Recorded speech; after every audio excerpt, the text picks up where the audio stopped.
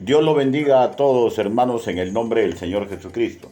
Esta conferencia corta está dividida en dos partes. Introduzcámonos a esta conferencia Trascendencia del Culto Dominical, recordando primero algunos aspectos generales que nos son enseñados en nuestra capacitación para directores de culto, que es manual forzoso para iniciar sirviendo orgánicamente en nuestra congregación. Primero, recordemos el concepto general de culto, que encontramos en nuestro idioma madre, el castellano. Con la siguiente síntesis de su etimología. Culto, un término que normalmente se traduce del griego la peia y del latín adoratio. Ahora, adorar significa esencialmente, escuche, reconocer, celebrar, exaltar la majestad divina. Y ya sabemos, ¿no? Lo que vamos a tocar es la adoración en nivel corporativo, o sea, el culto congregacional. Ahora, es sumamente primordial, tal como explica el pastor Edwin de Pascale, que todos nosotros tomemos conciencia del siguiente peligro. Llegamos a la iglesia local en medio de un culto y nos habituamos a participar del mismo y de cada una de sus partes sin tomar plena conciencia de lo que estamos haciendo y del por qué se realiza así. O sea, llegan a una iglesia, se adecúan a una liturgia en particular, pero no saben por qué se hace. No saben por qué se hace, ¿no? Ahora, nosotros lo llamamos culto de adoración. Y vamos a recordar en primera instancia que adoración es la consecuencia de morar en el temor de Jehová. O sea, es la consecuencia de permanecer en Cristo en una comunión íntima y constante con nuestro Señor y Salvador. Pues la verdadera adoración va más allá del cantar o el de levantar las manos. La verdadera adoración es el fiel reflejo de morar en el temor de Jehová. ¿Comprendemos esto? Morar en el temor de Jehová, un respeto reverente, no solamente en el momento que se realiza el culto, sino en todo momento. Lo que quiere decir que el creyente en Cristo debe morar en el temor de Jehová, no solamente en el culto, sino todos los días de su vida, todo momento de su vida. Difícil, difícil, pero no es imposible, ¿no? Ahora, en segunda instancia, adoración es reconocer todo lo que Dios es, grande, fuerte, poderoso, maravilloso, excelso, y reconocer al mismo tiempo, escúcheme, que nosotros en comparación de la grandeza y magnificencia del Señor, no somos nada. Adoración es reconocer todo lo que Dios hace por nosotros, porque nosotros somos incapaces de hacerlo. Reconocer que lo necesitamos porque somos incapaces. Ese es el gran problema que a veces nosotros tenemos, que creemos que somos capaces. Miren, cada uno de ustedes tiene problemas como yo tengo problemas. Y a veces por sentirnos que nosotros somos capaces, nos negamos a adorar a Dios. Nos negamos a adorar a Dios. La persona que solamente quiere salir de sus problemas, en la práctica está diciendo, yo a ti no te adoro, yo solo voy a salir de mis problemas. Porque adorar significa reconocer todo lo grande que es Él y todo lo chiquito e incompetente que yo soy. Una vez que hemos recordado estos conceptos generales, entremos al tema particular de honrar a Dios con nuestra adoración. Salmo 150, versículo del 1 al 6.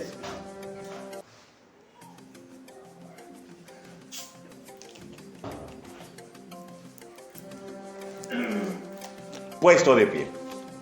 Si lo han ubicado. Supongo que todo, porque ha sido la lectura bíblica.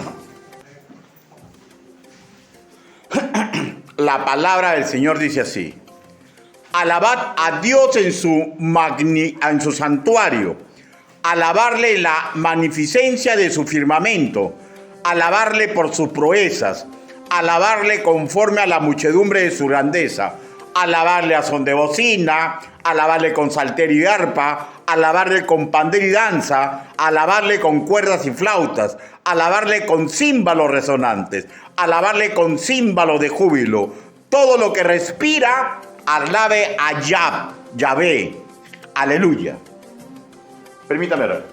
Bendito Padre Celestial, permita, Santo Padre, que el trabajo que he preparado golpee la mente de mis hermanos y a mí me haga recordar, Señor, qué importante es alabarlo a usted.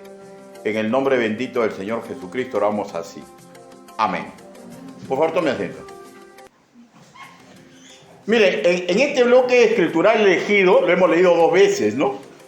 Vemos que en diferentes tiempos en castellano se habla de la misma acción y se repite, ¿no? Alabarle. O sea, la Biblia nos está indicando que hay una acción por realizar. Y notemos que no se suscribe a un solo lugar determinado. Y a la vez se extiende como un imperativo en el versículo 6, que todo lo que respira alabe a Yahvé. Ahora, no hay una forma científica para afirmar que las criaturas fuera del ser humano le alaban, ¿no? Pero lo que yo sí sé y tengo certeza, que siendo Él el creador, cuando Él da una orden, previamente ha preparado a sus criaturas para que puedan realizarla. Ahora, el problema está en los seres humanos y los ángeles, que tenemos libre albedrío. Y así sabemos que los ángeles caídos no le dan culto de adoración.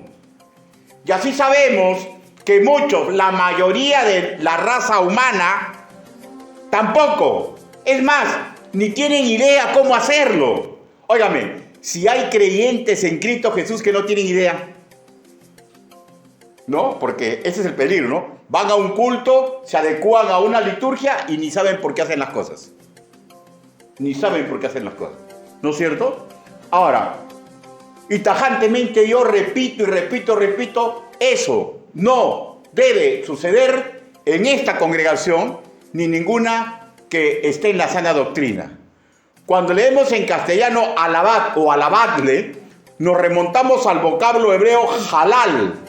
Halal, una raíz hebrea que da vida a diferentes palabras que implican ser sumamente claro, en este caso el Altísimo, ¿ya? Y en el Altísimo solamente aplica en la connotación positiva de declarar, ser sumamente claro, que Él brilla como nadie, que la existencia de Dios, que se manifiesta por todo lo creado, es un espectáculo, que solamente Él merece el elogio y por tanto debemos celebrarlo.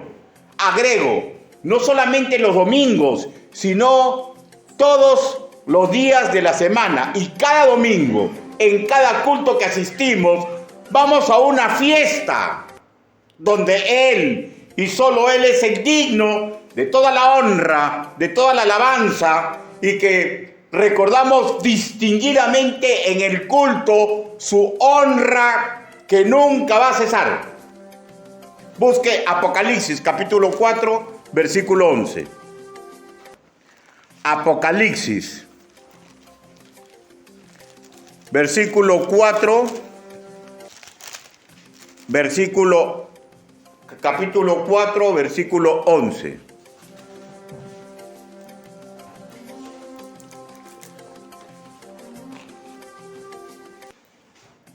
Y la palabra del Señor dice así: Señor, Señor, digno eres de recibir la gloria y la honra y el poder, porque tú creaste todas las cosas y por tu voluntad existen y fueron creadas. Ahora, con respecto de este verso y con muchos pasajes bíblicos, pregunto, ¿qué implica que le demos la gloria que solamente Él merece? ¿Qué es lo que implica?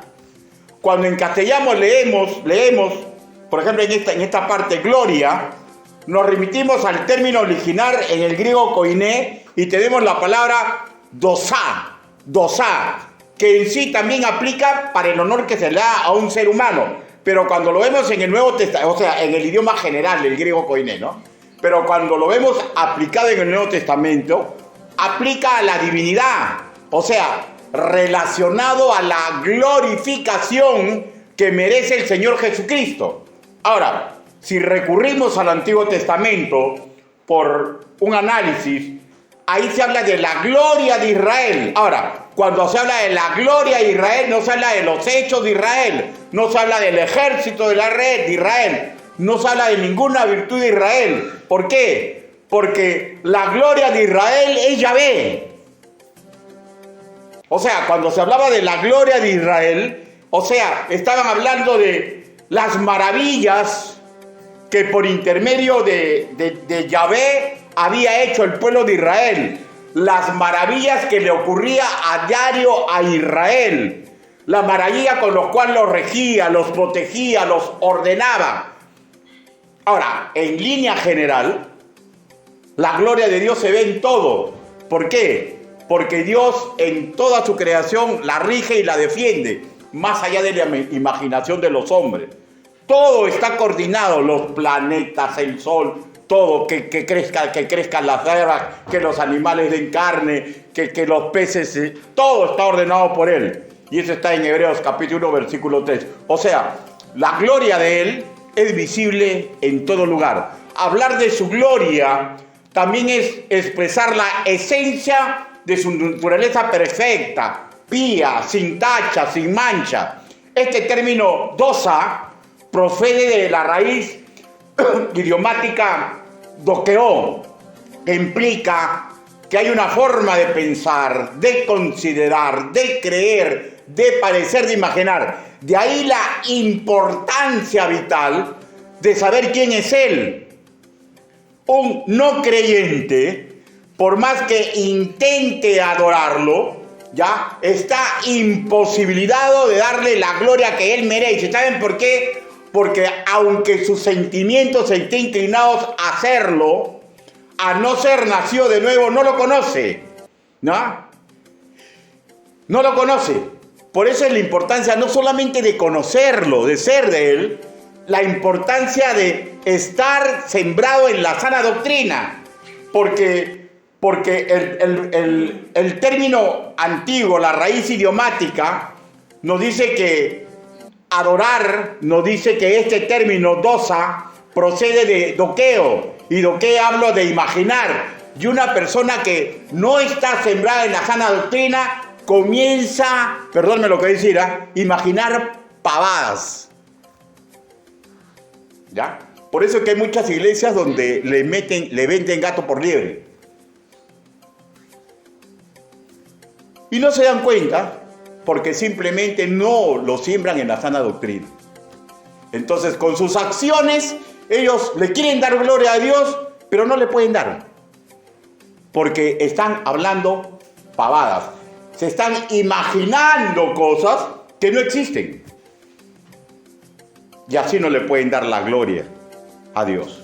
Por eso es necesario conocer quién es Él. Por eso que los discipulados de la iglesia son bien doctrinales. Para que usted aprenda quién es Él y se recoja en un temblor. Hermanos, se ha hecho tan familiar el que es mi Padre que nos hemos olvidado de tener temblor ante Él, de tener ese temor reverente que a veces hasta parece miedo, ¿no? Pero no es miedo, sino es como del sirviente, ¿no? Que me doy cuenta que cuando hago mal las cosas, ¿qué va a decir mi amo?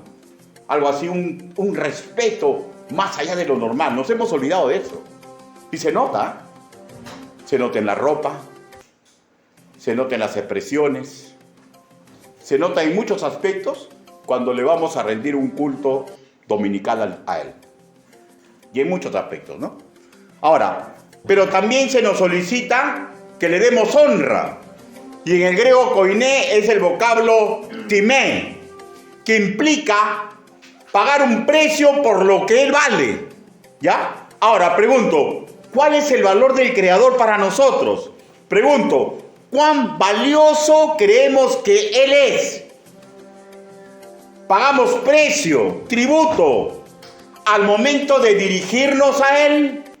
Pregunto, ¿pagamos precio y tributo cuando nos dirigimos a Él? ¿Pagamos precio y tributo cuando lo intentamos imitar?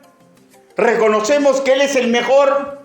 ¿Pagamos precio y tributo cuando nos vestimos para ir a una audiencia para la gloria de su nombre?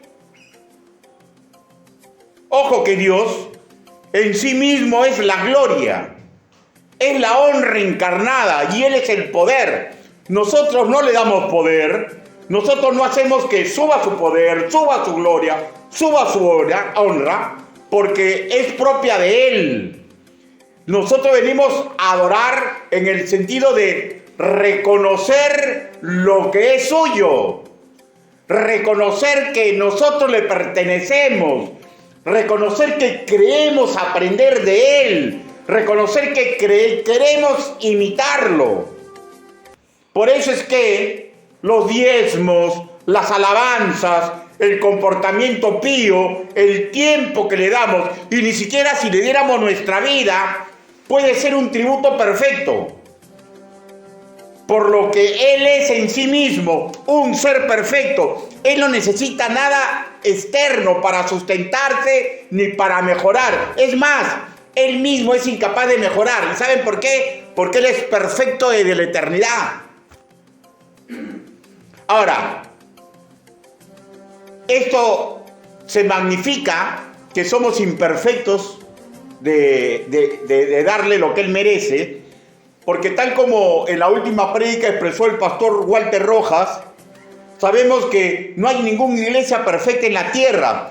Todas arrojamos un grado de error o de imperfección. Sin embargo, esto no quiere decir que todas las iglesias están enfermas. Por ende, tampoco hay ningún culto perfecto. No existe un culto perfecto que podemos entregar los creyentes, pero eso no implica que no debemos esforzarnos en mejorar. Por ejemplo, en la ropa, el domingo, por ejemplo. O sea, podemos mejorar. ¿Por qué? Porque Dios es digno de todo nuestro esfuerzo y dedicación. Tenemos que aprender a pagarle tributo. Eso es lo que no estamos comprendiendo. Que sí es mi padre, sí es mi amigo, pero ¿saben de acuerdo? ¿Se acuerdan lo que dijo él? Ahora soy mi amigo porque prácticamente me obedece. ¿Ah? Sí es mi padre, pero no ha dejado de ser rey de reyes. Y uno debe presentarse con tributo. ¿Ustedes han visto las películas antiguas? El emperador se presentaba el príncipe y el príncipe le rinde tributo al emperador. Y a veces nosotros hemos perdido eso, ¿no? Y nos hemos relacionado con tanta familiaridad que nos hemos olvidado que Él es el Rey de Reyes. Nos hemos olvidado que Él es el Rey de Reyes. Tenemos una natural imperfección, incapacidad para pagarle por algo que Él hizo por nosotros y hace por siempre. Pero eso no significa que no debemos intentar de mejorar, porque lo que yo hago no lo hace crecer, no le da más honor. Lo que yo hago simplemente es agradarlo con las acciones que yo hago. ¿Para qué? Para que Él se sienta contento porque sí es mi Padre.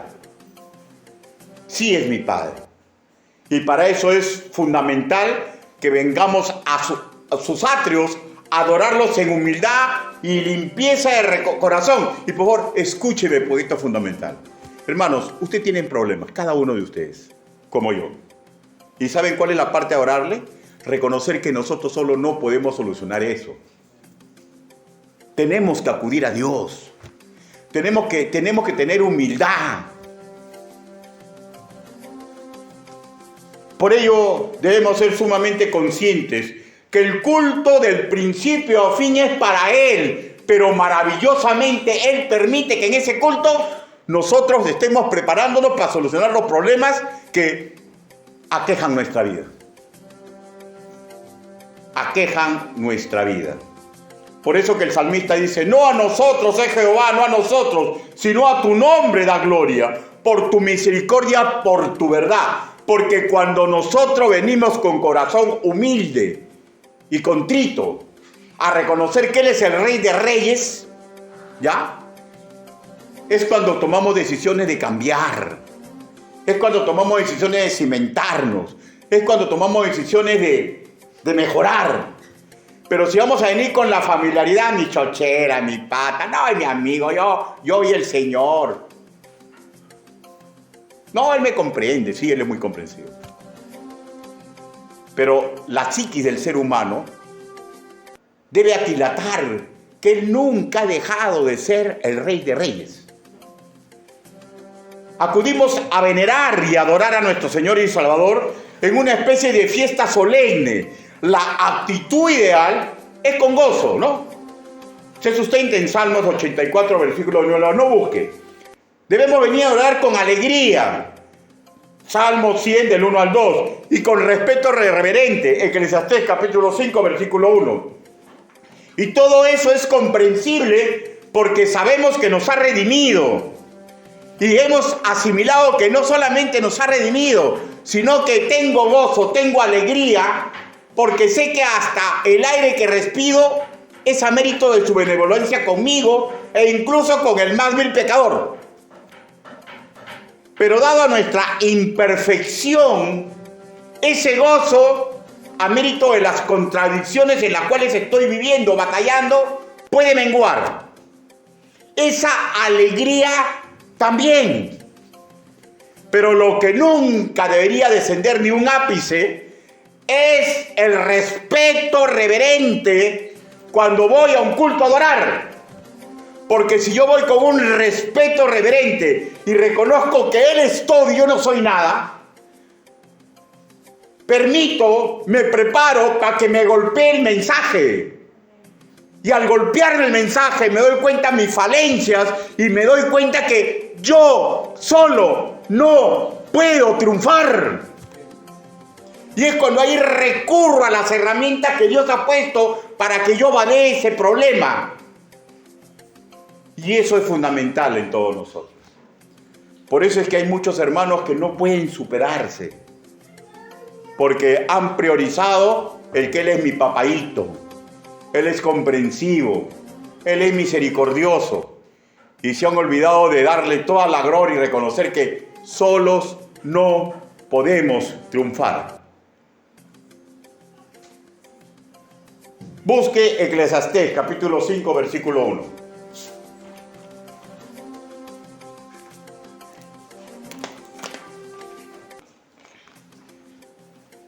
Los que quieran dormirse, pónganse de pie.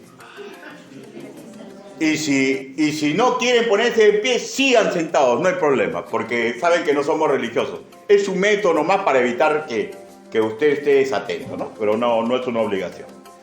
No estamos en el ejército, como me gustaría, pero no estamos. Dice, cuando fueres a la casa de Dios, guarda tu pie y acércate más para oír que para ofrecer sacrificio de los necios, porque no saben lo que hacen. Por eso se dan cuenta que yo les digo, hay que conocer quién es Él. Eclesiastés capítulo 5, versículo 1. Ya, pero ya no lo busquen ya. Escuchen, por favor, porque ya ahorita si no se van a perder. Ya. Aquí Salomón habla de dos actitudes reflejadas en ambos términos. Primero dice, guarda tu pie, que implica un respeto reverente en la casa de Dios. De hecho, esta actitud es la que nosotros debemos incentivar con doctrina y ejemplo de los demás. Por eso es que, escúcheme por favor, escúcheme y voy a ser sumamente claro, ¿ya? En un culto se puede aceptar una bromita, bacán, pero no se debe aceptar usted mismo de estar haciendo a cada rato bromas. Porque eso implica que usted no tiene un respeto reverente y está comportándose como un adolescente. Miren, cuando yo tenía aquí, yo soy bien fregado para hacer bromas, ¿ya? Y yo estaba en el culto atrás y me sentaba al último y yo hacía cagajo el gol y ahí nomás, a cada rato. Y yo nunca me voy a dejar de maravillar del amor que me tenía el pastor, ¿cómo se llama mi pastor? Bueno, ahorita se me escapa. Maguiña. Ya está en la presencia del Señor. Maguiña me miraba al fondo y decía, Ricardito, ¿tú crees que puedas ir predicando? Continúe, pastor, continúe. Ay, Ricardito, pues ya te quiero ver cuando estés acá, me decía. Y yo decía, ¿qué si va a estar yo ahí? Y otra vez se reía la gente. Ese hombre fue profeta. Nadie decía que iba a predicar. Qué peor ser pastor. ¿Ya? Ese hombre fue profeta. Pero estamos hablando de un jovencito de 15 años, que todavía su capacidad cognitiva no da para más. Y primero se sitúa en el jolgorio. Pero cuando yo le hablo a esta congregación, yo le hablo a profesionales, jóvenes que comprenden. Y debemos comprender que está bien en nuestro Padre, pero no ha dejado de ser el Rey de Reyes. Y tenemos que tener cuidado. No podemos seguirla mucho. Si se hace una broma el que expone, esto es una conferencia, ya no es una prédica. Si hace, o sea, es para modular, es para romper la tensión, pero no es para que se continúe a cada rato. Cuando una congregación hace eso, alguien de la congregación está demostrando que no comprende todavía quién es Dios y no comprende quién es Él. ¿Se dan cuenta? Y justamente cuando eso ocurre, es casi seguro que ese hermano en Cristo le sea muy difícil progresar. Le sea muy difícil progresar. Guarda tu pie cuando vayas a la casa del Señor. Y la otra, emparenta con la necedad. ¿Y saben por qué eso saben? Porque dicen, porque no saben lo que hacen. Un sabio sí sabe lo que hace, un necio no sabe lo que hace. ¿Por qué? Porque la ignorancia es atrevida. Y justamente por eso se predica, pues. Para capacitar a los hermanos, para que aprendan a diferenciar sus actitudes, lo que es paja y lo que es trigo. Sobre este versículo, el pastor bautista John Hill, antecesor de Charles Spurgeon, él lo explicó así, en 1500, algo así. Miren qué bonita es la sana doctrina. Cuando yo veo, por eso yo he puesto estos videos, porque, hermano, mientras más atrás nos remontamos, vemos hombre de Dios más valiente, más valioso, más atrás, más atrás. O sea, eso de la teoría de la evolución es mentira, ¿ya? ¿Saben cuál es la ley? Es involución. Cada día vamos mejorando más. Pero tenemos que aprender a poner un dique, un cauce. Por eso que en las iglesias bautistas ponemos un dique, un cauce. Pero poquito a poquito vamos cayendo. Cada vez el nivel de la predicación es menor. Prefieren modas ajenas. Y poquito a poquito ya hay veces es un show. A veces ya es marketing para que la gente no se vaya. Ponle música a los jóvenes, que vengan relajados. Pon el fondo verde, el fondo azul, pon musiquita, Porque lo que se trata es de atraer. Y la verdad que yo no quiero atraer a nadie. Yo quiero que Cristo atraiga mediante la sana doctrina y las prácticas pías que tenemos. Porque ustedes saben, hay muchos que se aburren. ¿Han visto lo que es? Eran aburridos sus cultos y retaba la inteligencia de los oyentes. No eran fácilmente digeribles sus mensajes. Y bueno, pues. ¿Y por qué se portan así? Porque no saben lo que hacen. Y John Hill, antecesor de Charles Spurgeon, explicó así: porque a medida que los pies son el instrumento de la acción de caminar, es símbolo de la intención de la buena conducta y comportamiento que estos santos quieren hacer en la casa de Dios. Y comprenden que para que caminen bien, solamente pueden ceñirse a la lámpara, a sus pies. Fin de su comentario. Es claro, quien entre a la casa de Dios para adorar, debe tener mirada distinguida en las cosas divinas y espirituales y dejar lo mundano que nos causa vacilón y nos disipa. Pero ¿saben por qué? Porque si no, no hacemos rentable el culto. Y lo que se trata es de hacer rentable el culto, que nos sirva, que nos edifica, que golpee nuestra psiquis, que nos lleve a un cambio rotundo de vida. Y a veces nosotros, cuando estamos sentados ahí, y nosotros cuando estamos acá y entregamos mensajes a la que, por salir del paso, o estar haciendo bromas y bromas, entorpecemos eso. ¿Entorpece un creyente eso? Por ejemplo, cuando viene como un arbolito de Navidad y todas las miradas se fijan en él. Como entorpece un expositor de la palabra del Señor que presenta algo rapidito porque no tiene tiempo. Porque no quiere tener tiempo. Porque la Biblia dice que todo tiene su hora y todo tiene su tiempo debajo del sol. ¿Ya? Hermano, tu responsabilidad es tu responsabilidad. Cuando yo tengo que predicar, a veces, y mi esposa no me deja mentir, a veces 2, 3 días que no duermo. Duermo como el gallo, porque he tenido problemas, pero tengo que presentar el mensaje y tengo que hacerlo. Y yo ya conozco mi mecanismo, sé a qué momento duermo, a qué momento me levanto, pero estoy ahí. O sea, tenemos que darnos cuenta que el que puede entorpecer todo es el que no se presenta con buen pie al culto y no se presenta el predicador para eso. Hermanos míos, tenemos que buscar que el culto sea rentable para nuestro bien, porque Dios no va a mejorar. Dios utiliza el culto para que nosotros mejoremos. Justamente eso de no saben lo que hace, emparenta con el sacrificio de los necios. Emparenta, ¿saben con qué? Con el sacrificio de los necios, emparenta con lo siguiente. La figura literaria que está recurriendo es a la siguiente.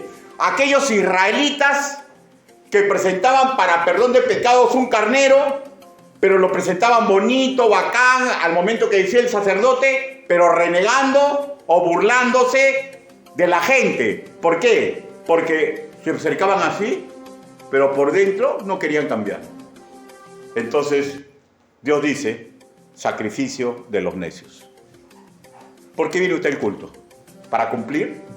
¿O verdaderamente usted quiere cambiar? ¿Usted se ha dado cuenta de las cosas con las cuales usted entorpece el culto? ¿Está dispuesto a cambiar? ¿O no? Cuando se le permite predicar la palabra del Señor, ¿está dispuesto a realizar la predicación? ¿Está dispuesto a disparar tiempo sobre tiempo para cumplir su labor? ¿O viene y presenta un sacrificio de necios? ¿Se dan cuenta? Y vamos a revisar 3 actitudes que el teólogo español Juan Valer Álvarez dice que vicia la adoración en espíritu y en verdad, en un culto al Señor, que fácilmente califica como sacrificio de necios. El primero es el individualismo excesivo. El individualismo excesivo. Emmanuel Buchkami, al respecto sobre el individualismo, se expresó así.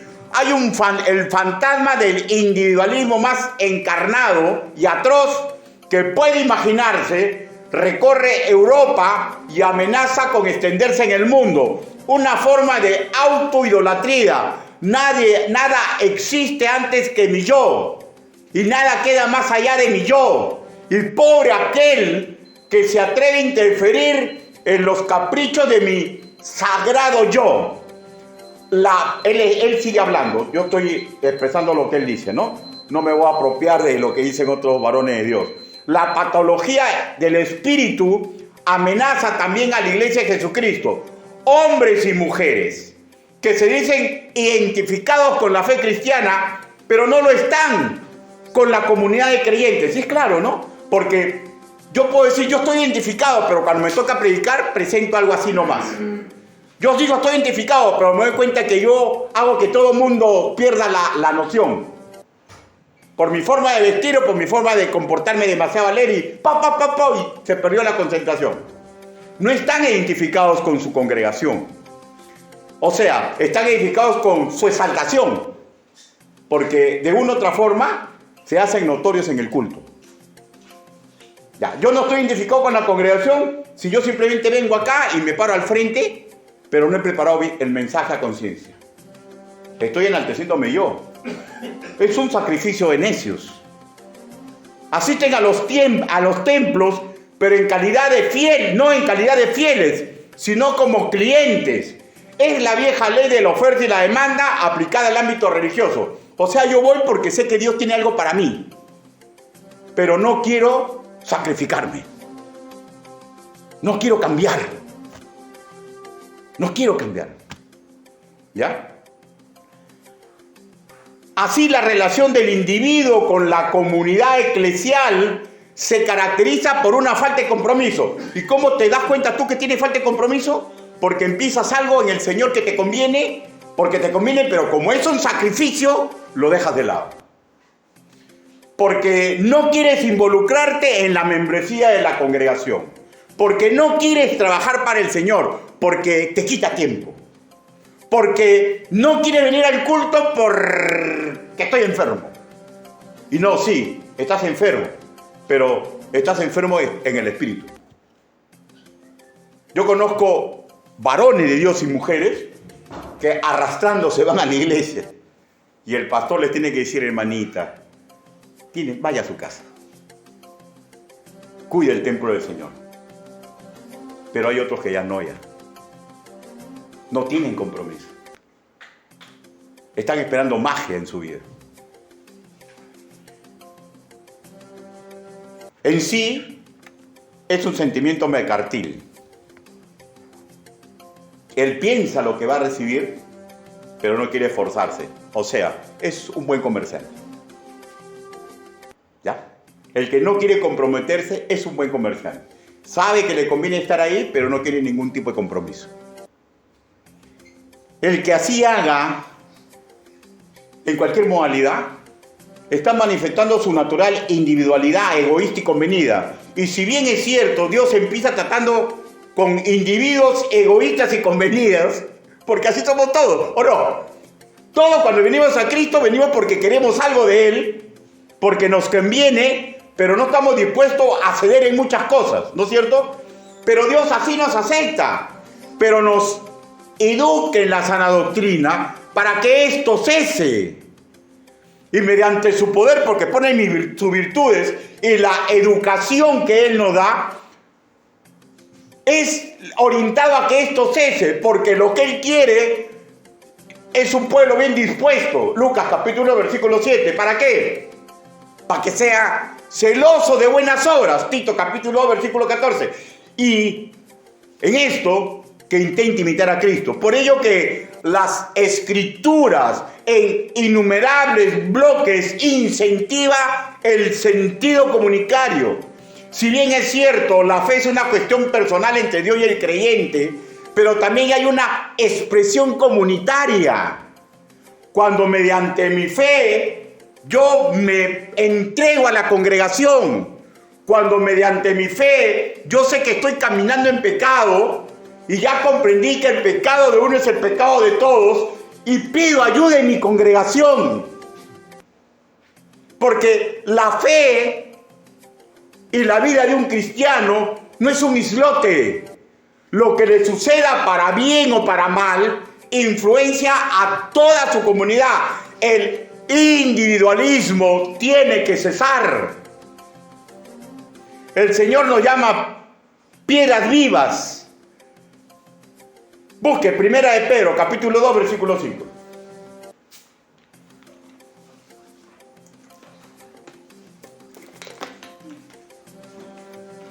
Primera de Pedro.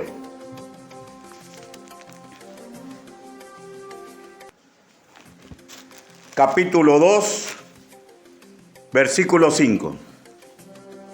Dice: vosotros también como piedras vivas, sed edificados como casa espiritual y sacerdocio santo para ofrecer sacrificios espirituales aceptables a Dios por medio de Jesucristo. Miren, la connotación aquí es comunal.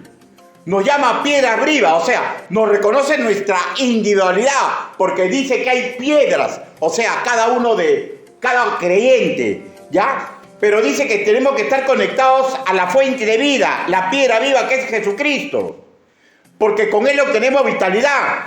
Pero se habla del sentido comunal porque dice que cada piedra forma un edificio, que es el cuerpo de Cristo, la iglesia local donde congregamos. ¿Y por qué? Porque tenemos que cumplir una determinada función, un trabajo corporativo que le corresponde a esa respectiva iglesia local. y si vamos a vivir con nuestra fe como particular, con nuestros problemas como particulares, y no pedimos ayuda a la congregación ni a Dios mismo, eso es egoísmo, porque no está considerando que el pecado de uno es el pecado de todos, porque no está considerando que si usted no se edifica, crea un hueco en la organización santa de los escuadrones de Dios y por ahí el enemigo puede entrar. Como espero sea fácil de apreciar, no hay lugar para el individualismo. De hecho, repito, sí somos individuos, pero unidos detrás de un solo Señor, de una sola fe, de un solo bautismo. Efesios capítulo 4, versículo 5. Lo que implica una sola bandera y un objetivo común. Primero, edificarnos para evitar las tentaciones del mundo. Y poder estar en forma idónea para empujar el carro de la gran comisión y evitar entorpecerlo de mil maneras. Teniendo una cultura evangélica propia, que de hecho varía en cada iglesia local, ¿ya? Pero aprendiendo a tener una misma fe, una misma doctrina, unos mismos objetivos e incluso una misma cultura. Una misma cultura. Por eso es de que toda iglesia, por más que sea bautista, hace diferente las cosas. Y yo no voy a ir, por ejemplo, a Palmas Reales a pedir que ahí se hagan como a mí me gusta, o como yo creo que es, porque la comunidad de fe tiene que aprender a someterse a lo corporativo que ahí se hace. O sea, usted puede venir de otra iglesia y no se le niega su condición de Cristo.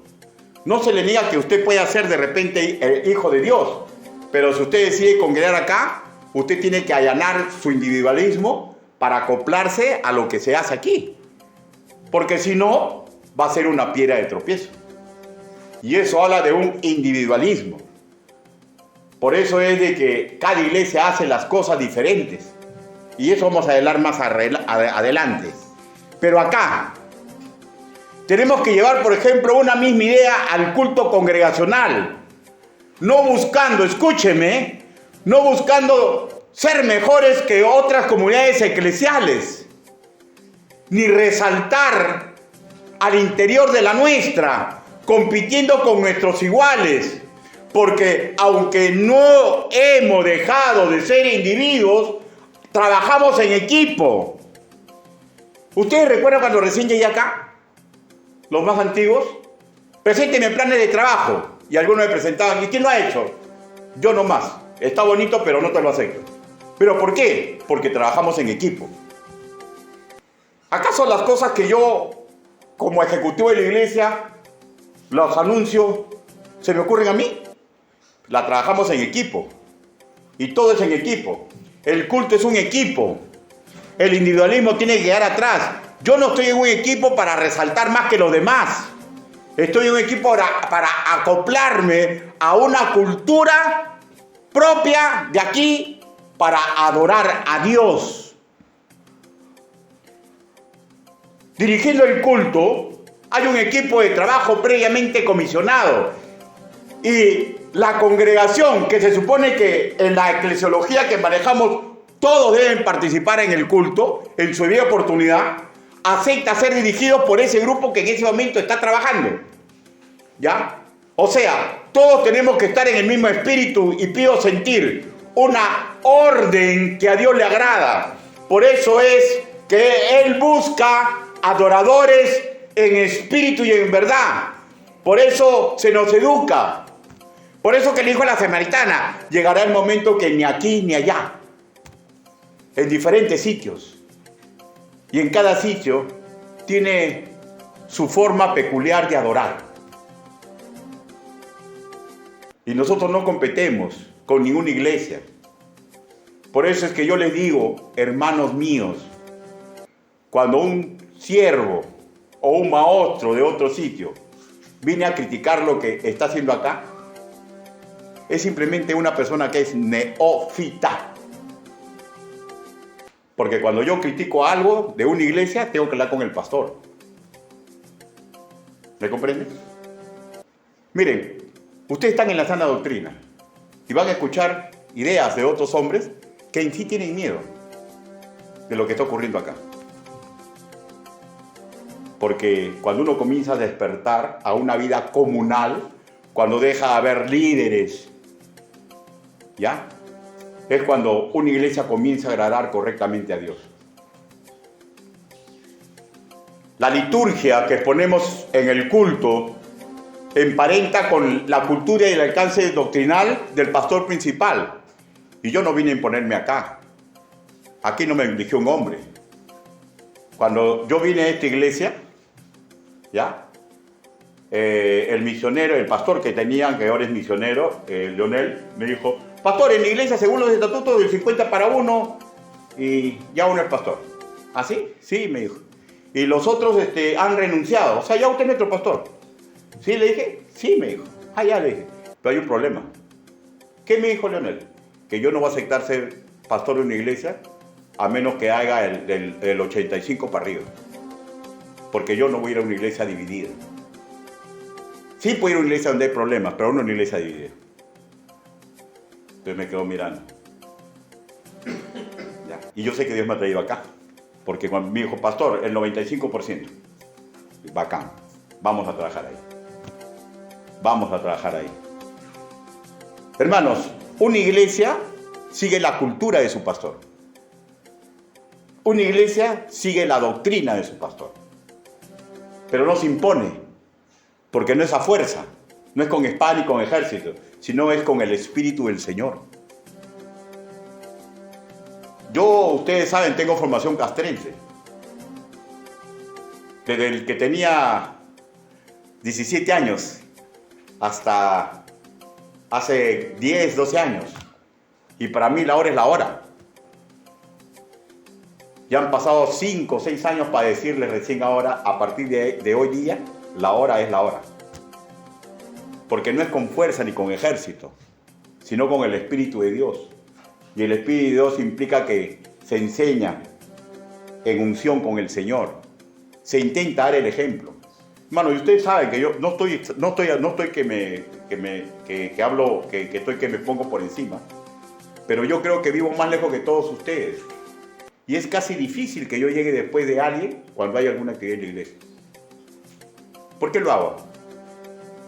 Porque se siembra con el ejemplo. Por eso que estoy diciendo que a partir de ahora los que son directores de equipo de trabajo tienen que venir acá antes, porque se siembra con el ejemplo. Yo no puedo erigirme como una autoridad cuando yo tengo la capacidad moral para llamarle la atención a alguien.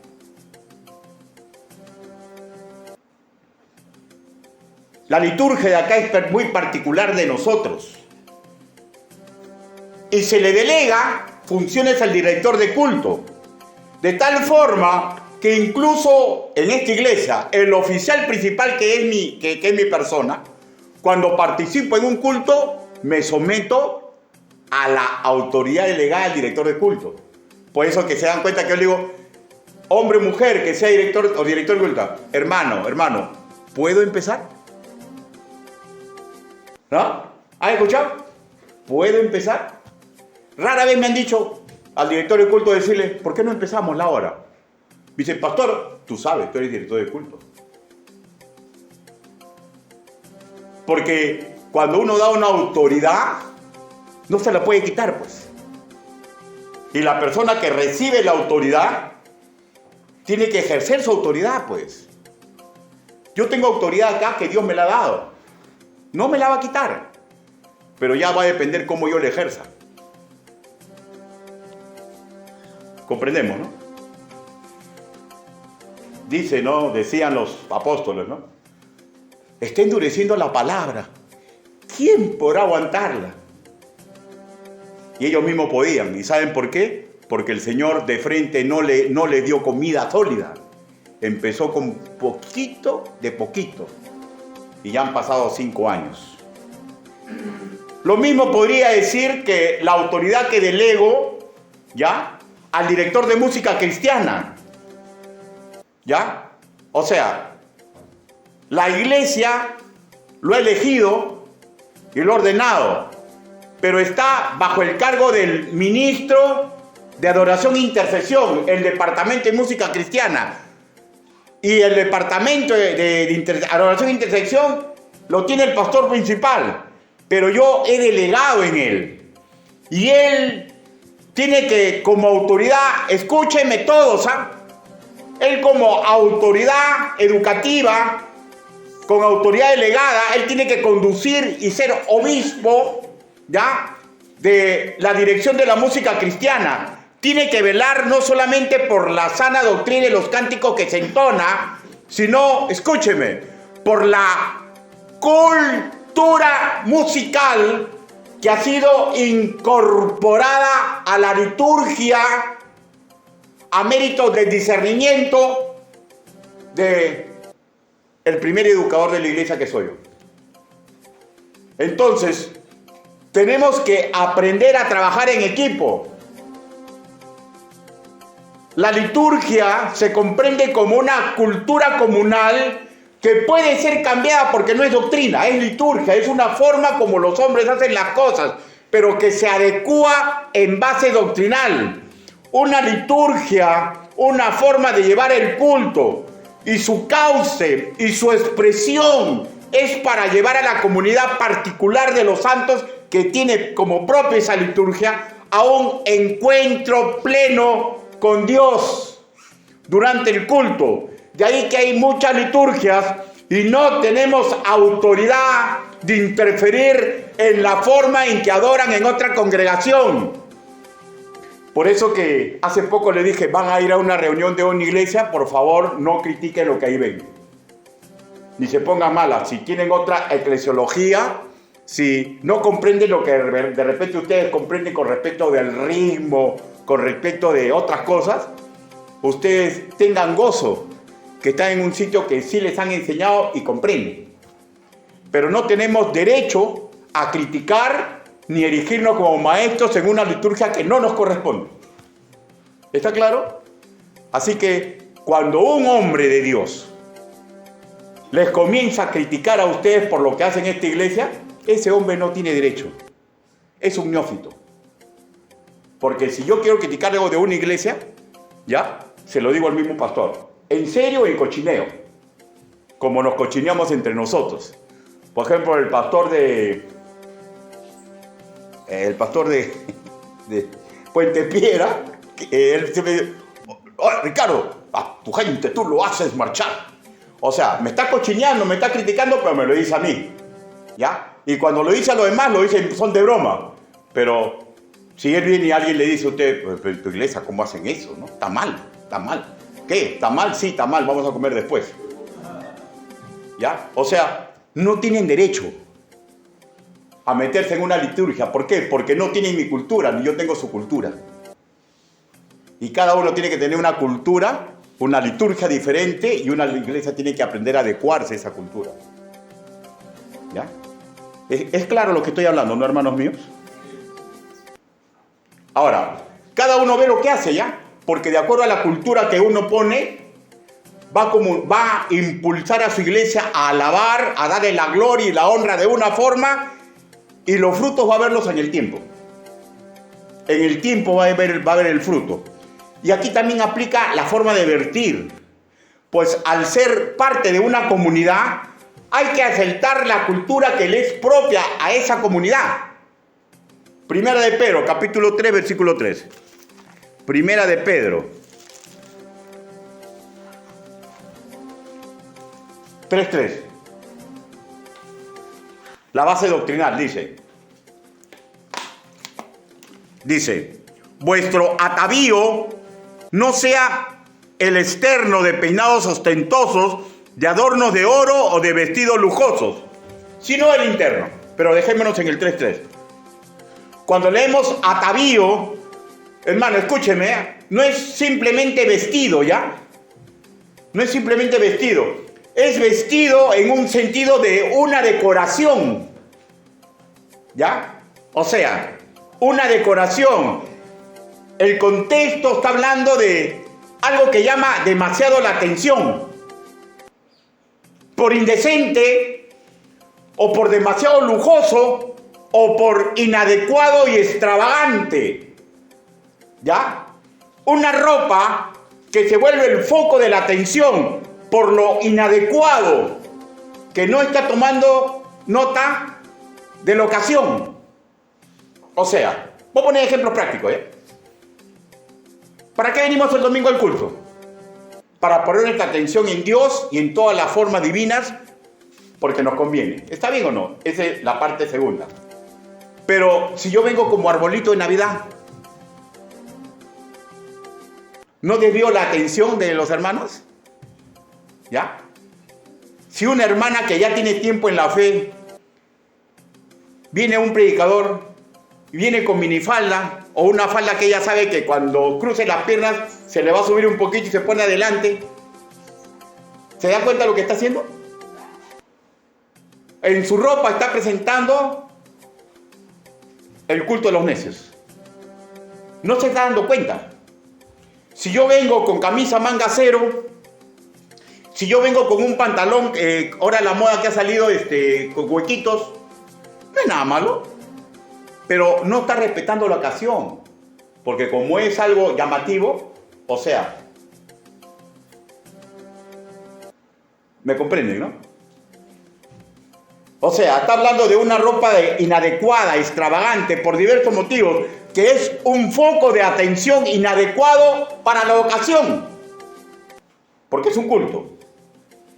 ¿Y cuál es la ocasión específica? Escúcheme, nos estamos presentando a una fiesta espiritual en honor al Rey de Reyes, al Señor de Señores, que permitió que su Hijo Jesucristo muere en la cruz por nosotros.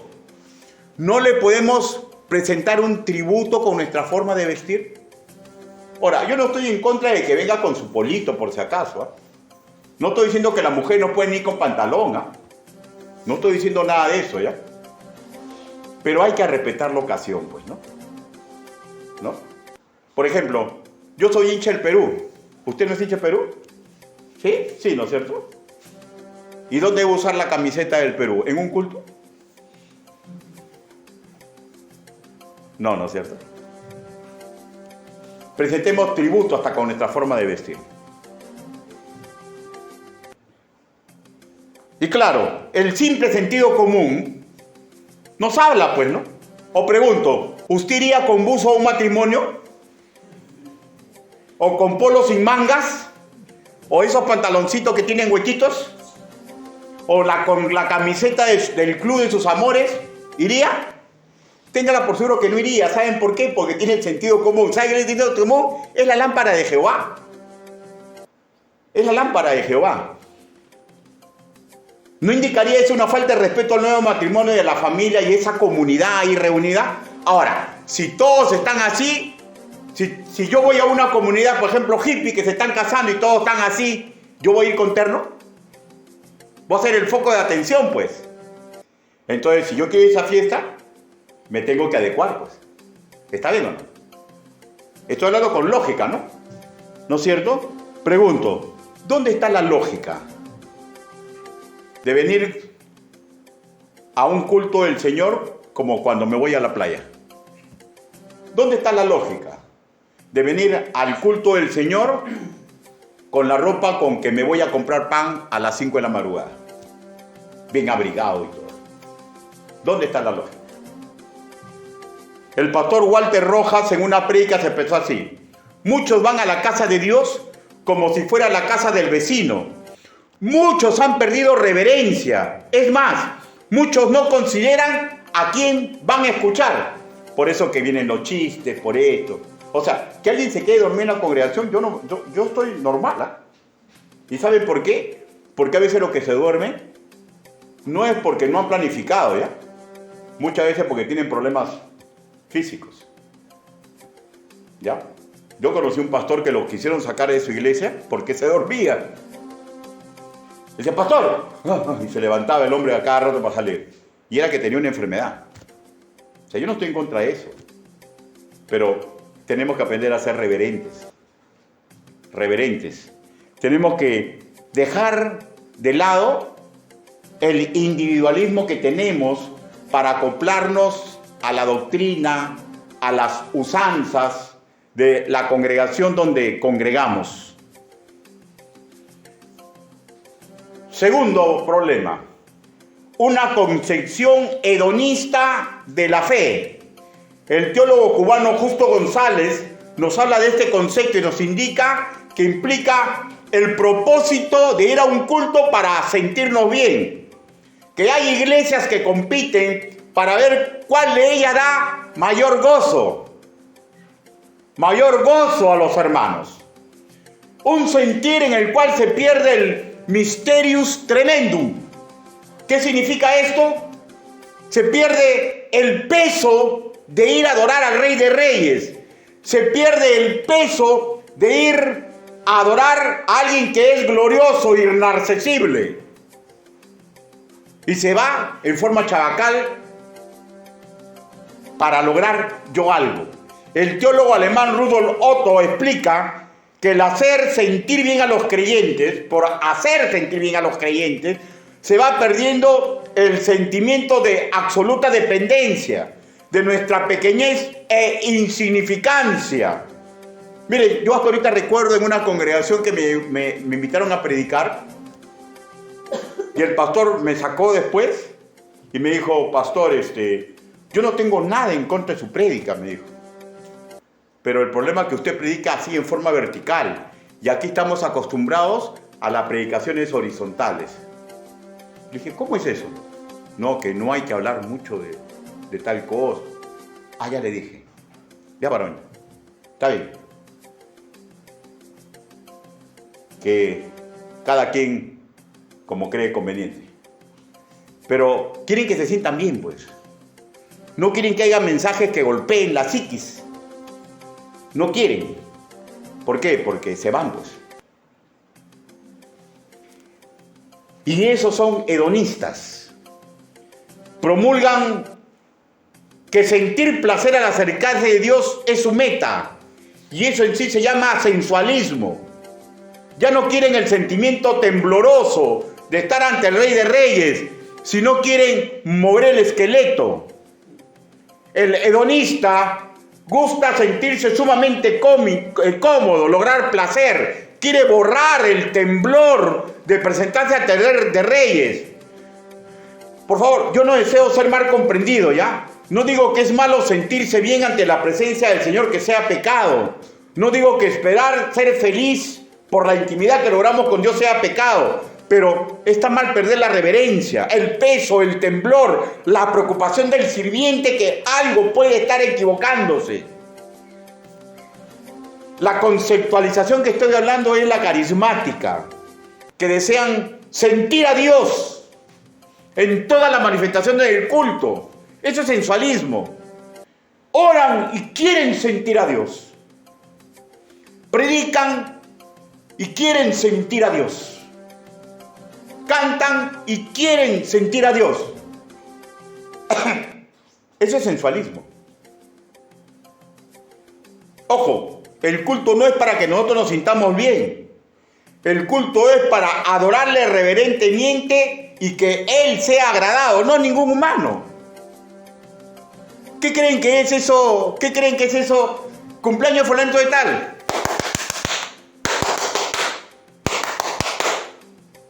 ¿Eso es parte de un culto?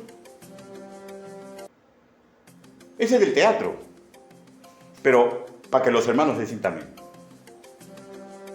¿Se puede hacer eso en una iglesia? Sí, pero no en el culto. Antes o después del culto. Predicador invitado.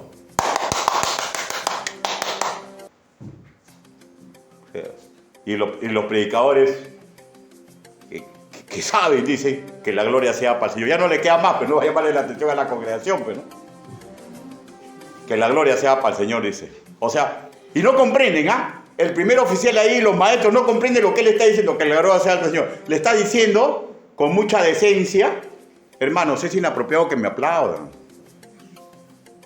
Es inapropiado que me aplaudan, pero no comprenden, pues, porque el problema que describe Elvio Pascual, ¿no? van al culto y no saben lo que hacen, no saben qué significa cada parte, no saben lo que significa el culto. Romanos capítulo 12, versículo 1.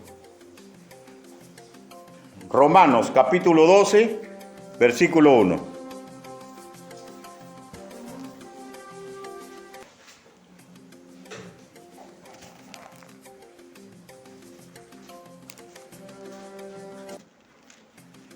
Romanos capítulo 12, así que hermanos, os ruego por la misericordia de Dios que presentéis vuestros cuerpos en sacrificio vivo, santo, agradable a Dios, que es vuestro culto racional. O sea, miren, yo me presento a Dios como una ofrenda. El culto en lo emocional, o sea, dispuesto a darle la gloria. En lo espiritual, dispuesto a tener buena comunión con mis hermanos. De tal forma que si tengo un problema con Vanesita, ¿ya? Un ejemplo, con Vanesita, y voy a poner mi diezmo, ¿qué me dicen? No pongas tu diezmo, arregla primero el problema con tu hermana. ¿Ya? ¿Ya? Ahora, ¿y en lo corporal? ¿Por qué en lo corporal? Porque debo de venir vestido sin ostensión. Debo venir vestido no en forma inadecuada, desdibujando la adoración congregacional que se tiene que dar. Vuelvo a repetir, yo no estoy en contra que vengan con pantalones que no son de vestir, que vengan con su polito. No, nada de eso. Pero uno no debe venir para ser el foco de la atención, pues. Porque quita la concentración. Tu fe tiene que ser comunal. Todo lo que hacemos es para edificar a todos y no para yo sentirme cómodo. ¿Ya? La música, hermanos míos, no es para mover el esqueleto, ni para ponernos romanticones, ni para escuchar a los artistas cristianos que a mí me gusta. Ay, ahí no cantan a Marcos Witt, me voy de esa iglesia. ¿No? La música es para alabar el santo nombre de Cristo, para permitir que el alma nos duela, porque como la letra es doctrinal, no duele, para desnudar nuestras falencias, mediante la letra que estamos entonando. El dirigir las alabanzas no es para que noten que yo tengo un timbre magnífico de voz, ni para competir con el que cantó en la mañana. Somos un equipo que no buscamos lucirnos, sino alabar en espíritu y en verdad al Señor, expresándole nuestra devoción. El recojo de diezmos no es para lucirme al orar, ¿ya? No es para que digan qué bonito ora ese hermano o esa hermana. Es una ofrenda de gratitud diaconal a todo lo que Dios hace en lo económico. Por eso que el que no ora por diezmo de ofrenda no tiene por qué orar por el predicador, por el culto, por nada, hermano. Ni siquiera debe orar por alguien que está mal, porque para eso ya está designado dos hermanos, el que empieza o el que termina. ¿Ya? Porque la oración tampoco es para sentirnos bien. ¿Ya? La oración tampoco es para sentirnos bien. La oración final es simplemente para despedir al culto. La oración final no es para revisar lo que no dijo el predicador. ¿Ha visto? Hay hermanos que no les han enseñado la liturgia. Y cuando uno predica, el Espíritu Santo es el que hace la obra. ¿Ya? Pero parece que salen los hermanos, y generalmente cuando el pastor no está, invitan a un predicador invitado, salen los hermanos después de la predica y se ponen a explicar, ¿sí? Porque lo que el hermano dijo, que esto, que acá, y dan otra prediquita encima. Personalismo, hedonismo. No comprenden, presentan culto de necios, porque no les han enseñado lo que significa un culto. Porque, y la mayoría de iglesias están así, ¿eh? Usted pregúntele a cualquier hermano, hasta maestro, pregúntele: hermano, ¿y por qué recoge diezmo de ofrenda? ¿Y por qué se ora antes? ¿Por qué se ora después y no antes? que oran antes. Antes de recoger los diezmos oran. Y no, pues la oración es la entrega sacerdotal de lo que se ha recogido. Porque han llegado a una liturgia y nunca han preguntado, nunca les han enseñado y tienen años de años, pero no saben lo que hacen. Y lo tercero, la falsa espiritualidad. Mateo capítulo 23. Mateo capítulo 23.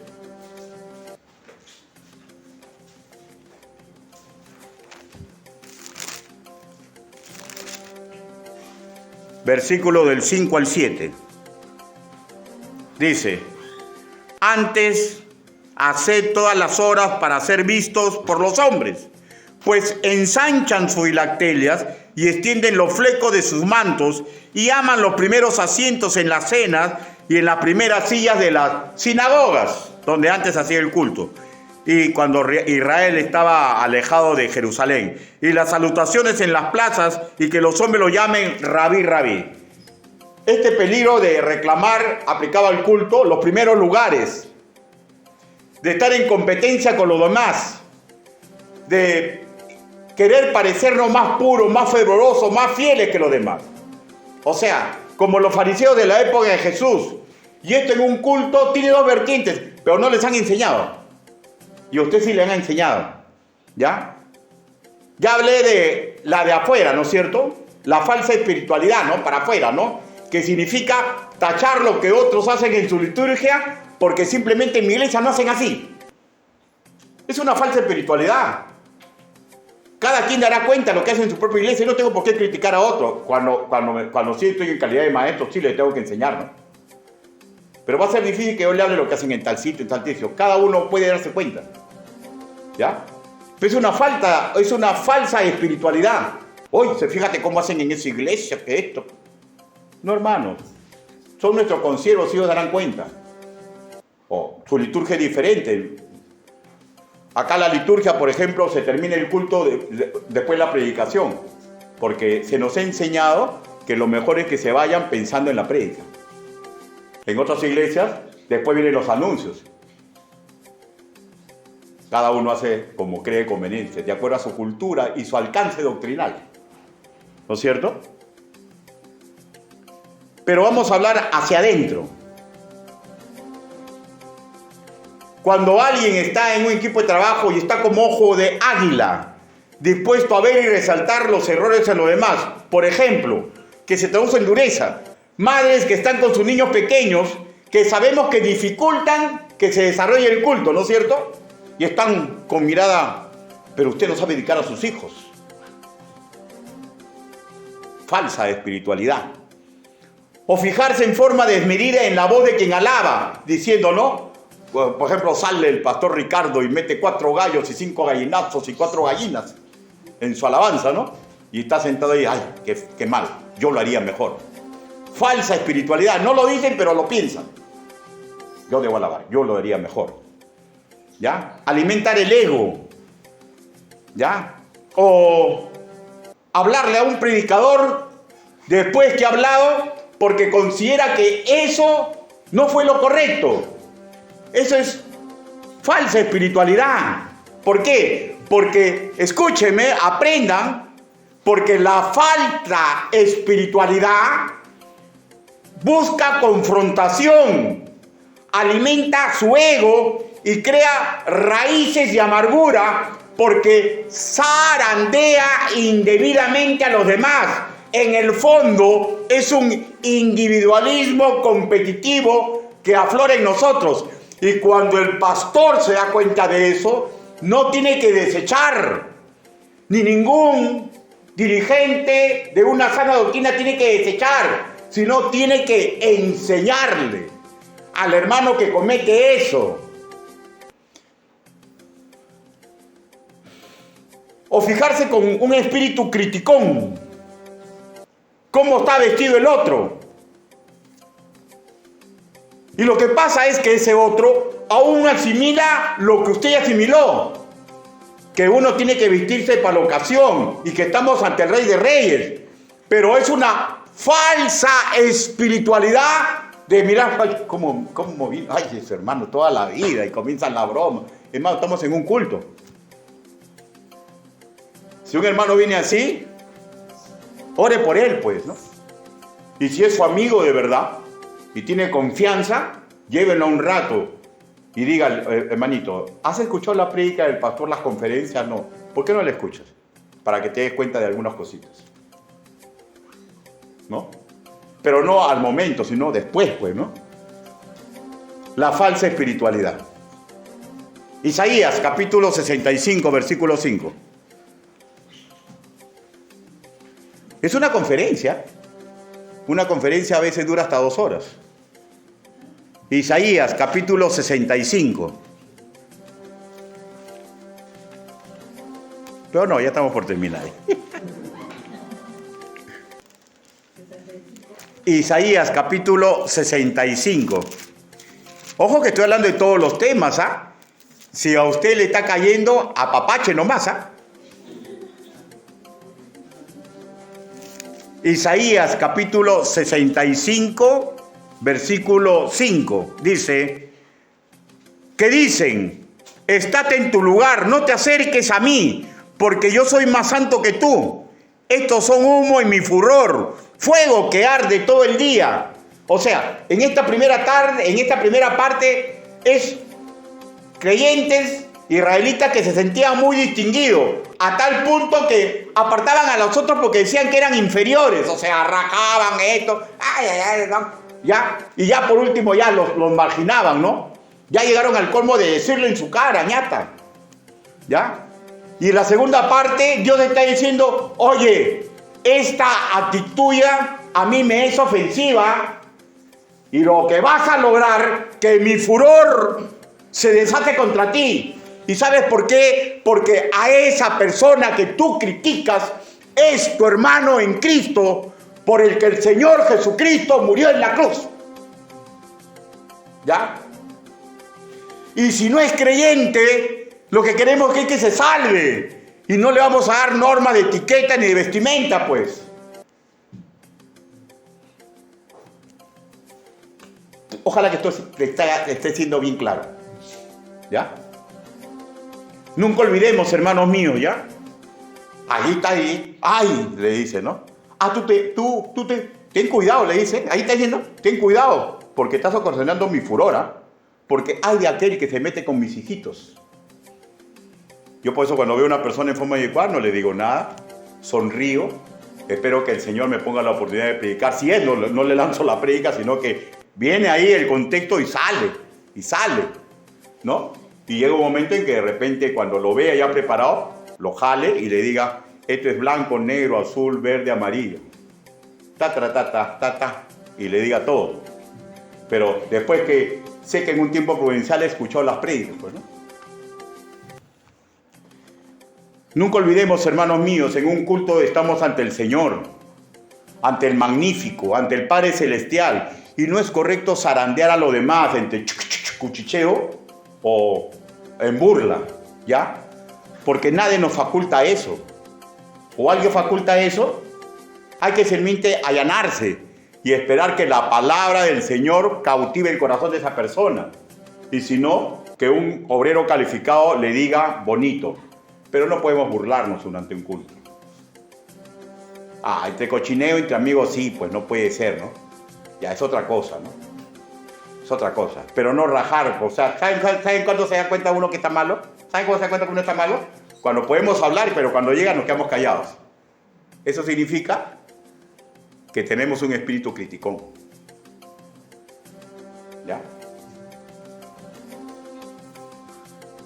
Recordemos, aparte de eso, hermanos, que aunque parezca que yo cuando estoy con terno y me he bañado y me he echado mi varón dandy y 585 o lociones más, ¿ya? Y aunque parezca muy pulcro, me presento a Terraria de Reyes y él me dice que yo soy como estofa, ¿ya? Y en algo me voy a equivocar. O sea, yo me presento ante él y él me acepta por gracia, no por lo que yo haga. Pero eso no significa que yo no debe intentar mejorar, ¿ya? Recordemos, hermanos míos, una forma de presentarse con una falta de espiritualidad, ¿ya? También es presentarse ante un culto y decir, yo estoy dispuesto a orar por los necesitados. Yo estoy dispuesto a ir a lo último de la tierra. Pero olímpicamente es incapaz, pese a que tiene posibilidades, de entregar algo de su ofrenda en la canasta de amor. Esa es falsa espiritualidad. Porque no está comprendiendo que la canasta de amor está en el culto. Y cuando oras por diezmo y ofrendas, ¿qué son ofrendas? ¿No es una ofrenda eso? Entonces, una persona que viene a una iglesia después de tiempo y ha comprendido, pero no comprende el lugar que le toca, que el Señor es Padre de los necesitados y es incapaz, pese a que tiene, de poner un poquito ahí, no a cada rato, ¿no? Porque la economía es difícil, ¿no? Pero en 5 meses, si no has puesto nada, es que autoanalízate. Estás en una falsa espiritualidad. Porque si eres capaz de orar, le ha pasado ay, voy a orar, Señor, protégelo, cuídalo, bendícelo. Pero te da dolor sacar algo del bolsillo. O sea, como dice Santiago, ¿no? ¿Cuál es tu fe? Demuéstrame tus obras. Estoy siendo claro, ¿no, hermanos míos? Demasiado claro, ¿no? Por eso que le hemos puesto 1,25 kilos. Y por eso entre cochineo y cochineo, para guiar su psiquis, le digo que de repente el próximo año vamos a ponerle 1,1 kilos. Santiago, para terminar, capítulo 2, versículo del 15 al 16. Santiago, capítulo 2.